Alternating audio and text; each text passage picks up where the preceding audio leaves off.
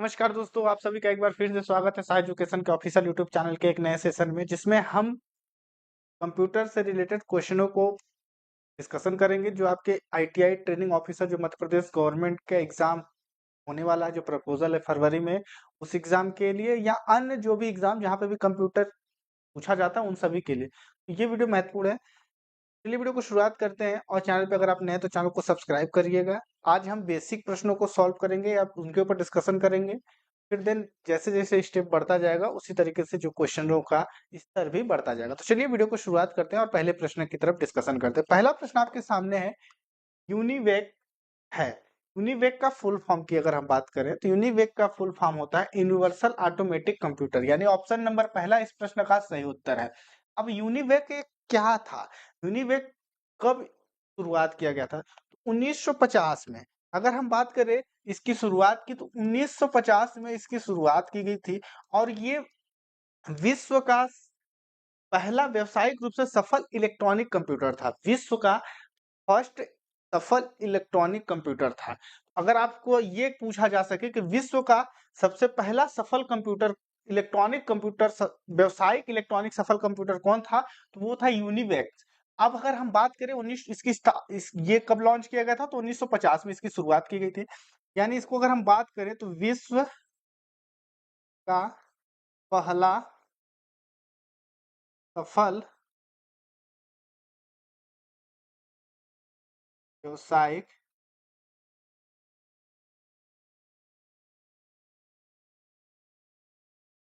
सफल electronic computer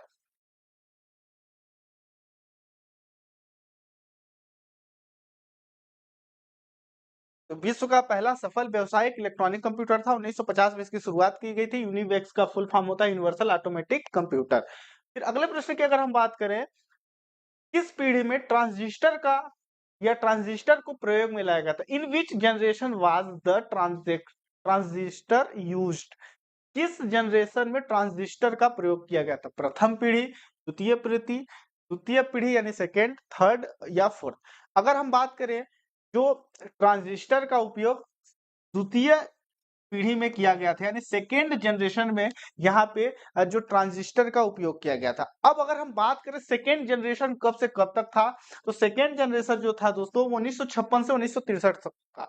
1956 से 1963 तक जो था, ये द्वितीय पीढ़ी यानी सेकेंड जनरेशन बोला जाता था।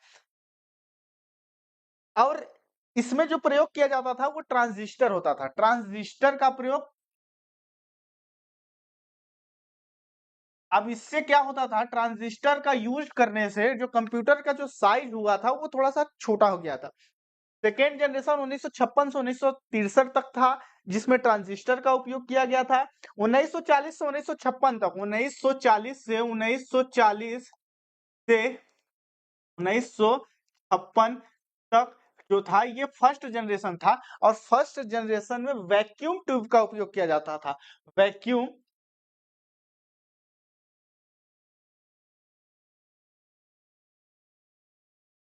वैक्यूम ट्यूब का उपयोग किया गया था 1940 से 1956 तक। फर्स्ट जनरेशन था जिसमें वैक्यूम ट्यूब का प्रयोग किया जाता था, और उस समय के जो कंप्यूटर आते थे वो बहुत बड़े आते थे। फिर देन अगर हम बात करें कि जो थर्ड जनरेशन था, इसमें एकीकृत परिपथ होता था।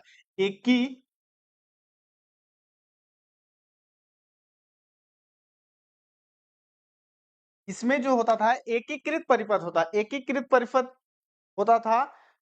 और ये 1965 से 1971 तक था। 1965 से 1971 तक थर्ड जनरेशन बोला जाता था, और एकीकृत परिपथ होता था।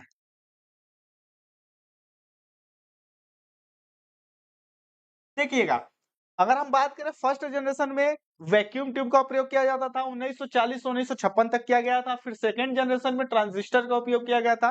तो उसमें क्या होता था, ये बड़े कंप्यूटर होते थे, फिर थोड़े साइज में छोटे हुए। फिर जब एकीकृत परिपथ का उपयोग किया गया तो फिर भी साइज में छोटे हुए।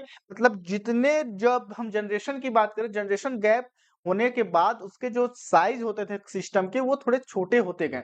फिर आगे बात करें फोर्थ जनरेशन जो है 71 से वर्तमान तक 4th generation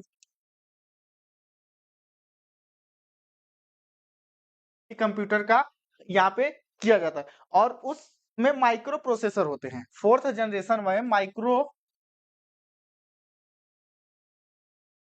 micro processor use किया जा रहा है। तो ये था जो बेसिक था कि किस पीढ़ी में ट्रांजिस्टर का उपयोग किया गया था। तो यहाँ से मल्टीपल क्वेश्चंस आपके क्लियर हो गए होंगे कि फर्स्ट जनरेशन में वैक्यूम ट्यूब का उपयोग किया जाता था, जो कि 1940 से 1956 तक यूज किया गया था। फिर 1956 से 1963 तक सेकेंड जनरेशन, जिसमें ट्रांजिस्टर यूज किया गया था। 1956 से 1971 तक जो तृतीय यानी थर्ड जनरेशन होता था, इसमें एकीकृत परिपथ होता था। 1971 से वर्तमान तक जो है माइक्रो प्रोसेसर यूज किया गया।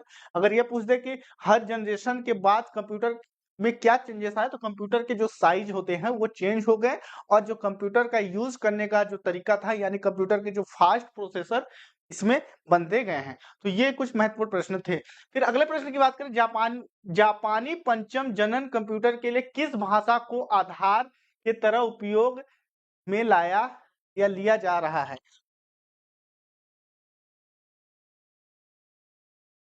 तो इस प्रश्न के सही बात करें अगर, तो इस प्रश्न का सही उत्तर होगा option number 4, prologue. Option number 4 इस प्रश्न का सही उत्तर है। अब अगर हम बात करें ALGOL यानी पहले की, तो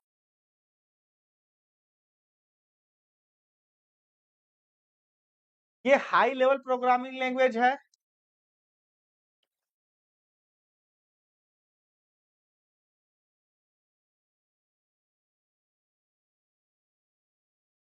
ये हाई लेवल प्रोग्रामिंग लेवल है।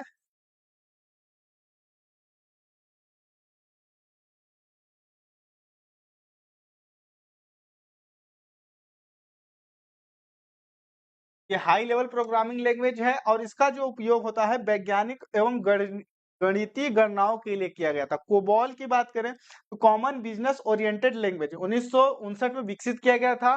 कॉमन 1959 में इसका शुरुआत किया गया था। ठीक, ये 1959 में इसकी शुरुआत की गई थी। Common oriented business, sorry, common business oriented language इसका फुल फॉर्म है। और सी की बात करें, सी जो है अभी एक उच्च स्तरीय भाषा है, और इसका 1970 में इसकी शुरुआत की गई थी। और प्रोलाग एड,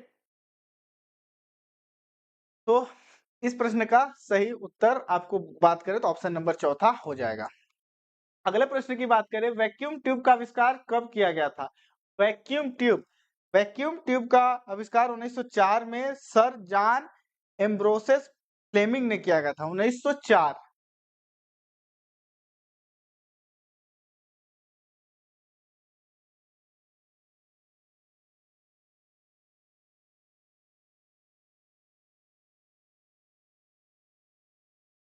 वैक्यूम ट्यूब का आविष्कार 1904 में किया गया था, तो इसका 1904 राइट आंसर होगा, क्योंकि इसमें आप करेक्शन कर सकते हैं। इसका राइट आंसर 1904 होगा, तो ऑप्शन में थोड़ा एरर टाइपिंग है। फिर अगले प्रश्न की बात करें, भारतीय नागरिकों को बैंकिंग सेवाएं प्रदान करने के लिए किस प्रकार के कंप्यूटर का उपयोग किया जाता है? Mini computer, micro computer, main frame computer, special use computer. अगर हम बात करें माइक्रो, ये सबसे छोटे और सबसे आम कंप्यूटर है, जैसे लैपटॉप और कंप्यूटर। माइक्रो की बात करें, माइक्रो कंप्यूटर ये सबसे छोटे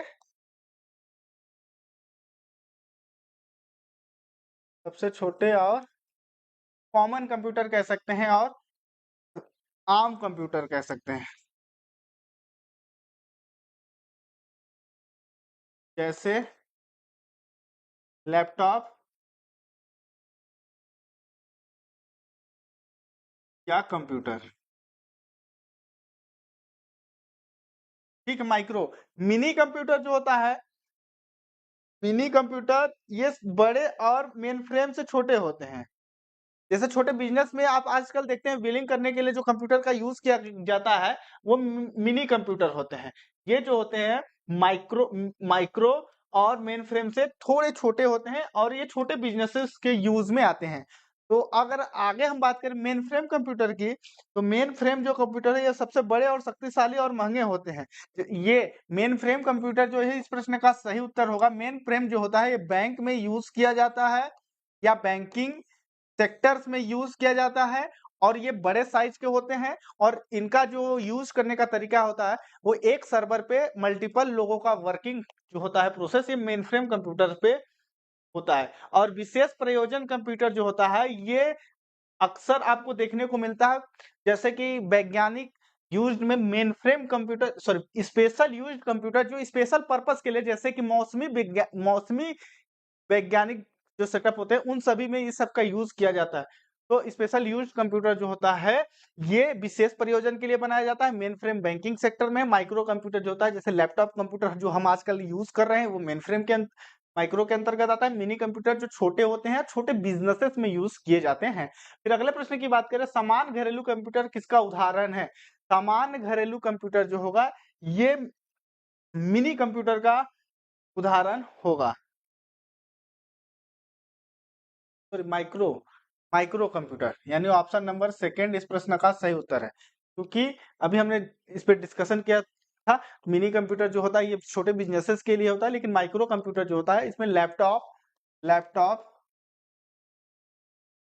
कंप्यूटर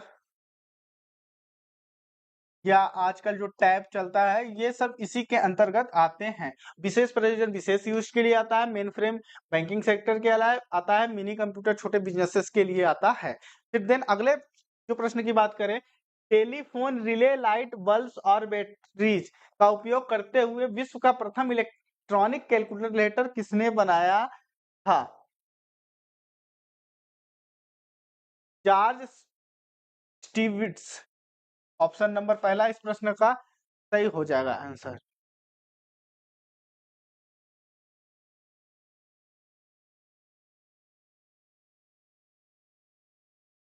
फिर अगले प्रश्न की बात करें, आईबीएम 1401 है, ये क्या है? आईबीएम 1401 क्या है?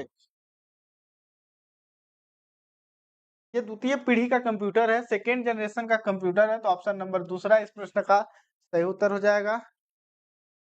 विश्व का प्रथम लैपटॉप कंप्यूटर कब और किसके द्वारा मार्केट में प्रस्तुत किया गया था? तो मार्केट में इप्सन 1981 में इसको जो है मार्केट में लाया गया था।